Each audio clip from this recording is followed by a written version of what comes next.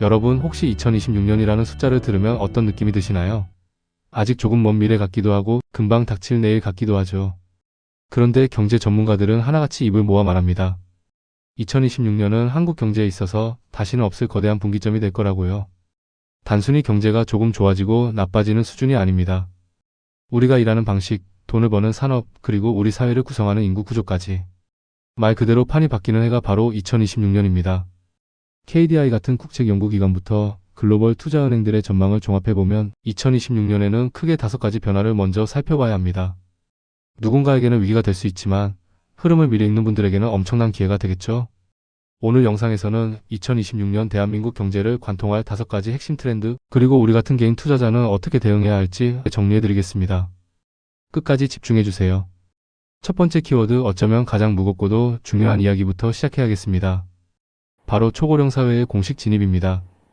고령화다, 저출산이다 말은 많이 들었지만 2026년은 그게 진짜 현실이 되는 해입니다. 통계적으로 전체 인구 5명 중 1명이 65세 이상인 사회, 이걸 초고령 사회라고 부르는데요. 2026년이 바로 그 원년입니다. 이건 한국 역사상 가장 큰 인구 통계학적 사건이라고 봐도 무방해요. 경제적으로 이게 무슨 뜻일까요? 쉽게 말해 일할 사람이 귀해진다는 겁니다. 은퇴하는 분들은 쏟아져 나오는데 새로 들어오는 청년은 부족하죠. 경제의 기초 체력이라고 할 수 있는 잠재 성장률이 둔화될 수밖에 없는 가장 큰 이유입니다. 그래서 2026년의 풍경은 지금과는 사뭇 다를 겁니다. 정년을 연장해야 한다는 논의가 지금보다 훨씬 치열해질 거고요. 식당이나 공장에서는 외국인 근로자분들을 더 자주 마주치게 될 겁니다. 그리고 무엇보다 부족한 사람의 자리를 채우기 위해 로봇과 자동화 시스템이 선택이 아닌 필수 생존 전략으로 자리 잡게 될 겁니다. 여러분의 직장 혹은 여러분이 투자하는 기업은 이 변화에 준비가 되어 있나요? 분위기를 좀 바꿔볼까요? 두 번째는 희망적인 소식입니다. 바로 반도체와 AI 산업의 슈퍼 사이클입니다. 2024년과 2025년이 반도체 경기가 바닥을 찍고 회복하는 시기였다면 2026년은 그야말로 질적 성장이 폭발하는 해가 될 전망입니다. 여기서 중요한 건 질적이라는 단어예요.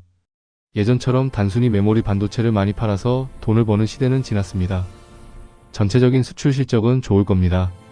하지만 주의할 점이 있어요. 반도체 기업이라고 다 같이 웃는 건 아닙니다.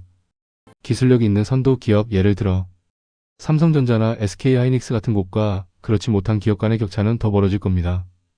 1등만 살아남는 승자독식 구조가 더 심화된다는 거죠. 투자를 하신다면 이 기술 격차를 유심히 보셔야 합니다. 세 번째 흐름은 우리 경제의 속도에 관한 이야기입니다. 결론부터 말씀드리면 이제 한국 경제는 매년 1.9%에서 2.1% 정도 성장하는 게 당연한 나라가 됩니다. 우리가 예전에 겪었던 고도성장기는 이제 역사 속으로 사라졌습니다. 2026년에는 이 2% 내외의 성장이 뉴노멀, 즉 새로운 표준으로 굳어지게 되는데요. 미국의 관세 정책이나 글로벌 무역 갈등 때문에 수출이 확 늘어나기는 어렵습니다. 대신 금리가 좀 내려가면서 사람들이 지갑을 여는 내수 소비가 살아나고 그게 경제를 받쳐주는 모양새가 될 거예요. 이게 무슨 의미냐며, 경제가 갑자기 망하는 큰 위기도 없겠지만 그렇다고 자고 일어나면 경제가 확 좋아지는 대박도 없다는 뜻입니다. L자형에 가까운 아주 완만하고 안정적인 저성장 흐름. 우리는 이제 이 속도감에 적응해야 합니다. 네 번째는 여러분의 지갑 사정과 직결된 이야기입니다. 지난 몇 년간 우리를 정말 힘들게 했던 고물가, 고금리. 지긋지긋하셨죠? 2026년에는 이 긴축의 고통이 상당 부분 해소될 것으로 보입니다. 물가는 한국은행의 목표치인 2% 수준으로 안정을 찾을 거고요.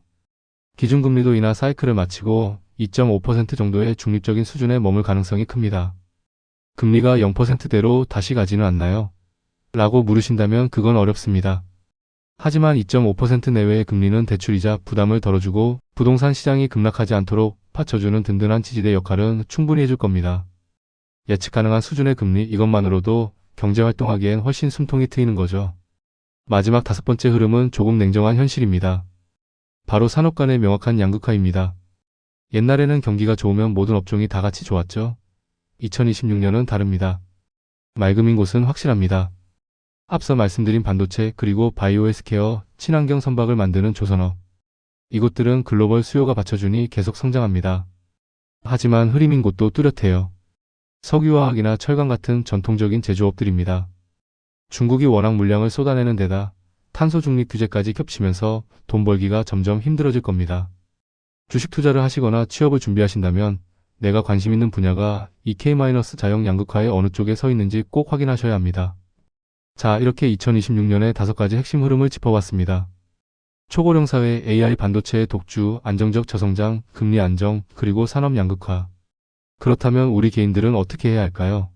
전문가들의 조언을 종합해보면 이렇습니다. 첫째, 선별적 접근입니다. 전체 시장이 다 오르는 장은 아닙니다. AI, 로봇, 바이오처럼 확실하게 성장하는 섹터에 집중하셔야 합니다. 둘째, 현금 흐름입니다.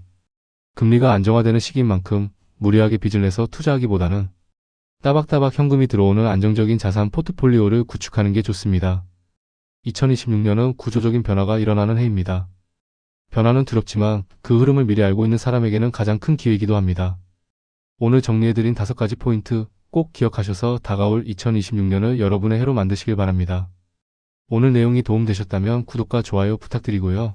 여러분이 생각하는 2026년의 유망 산업은 무엇인지 댓글로 남겨주세요. 그럼 저는 다음 영상에서 더 관심 있는 경제 이야기로 찾아오겠습니다. 고맙습니다.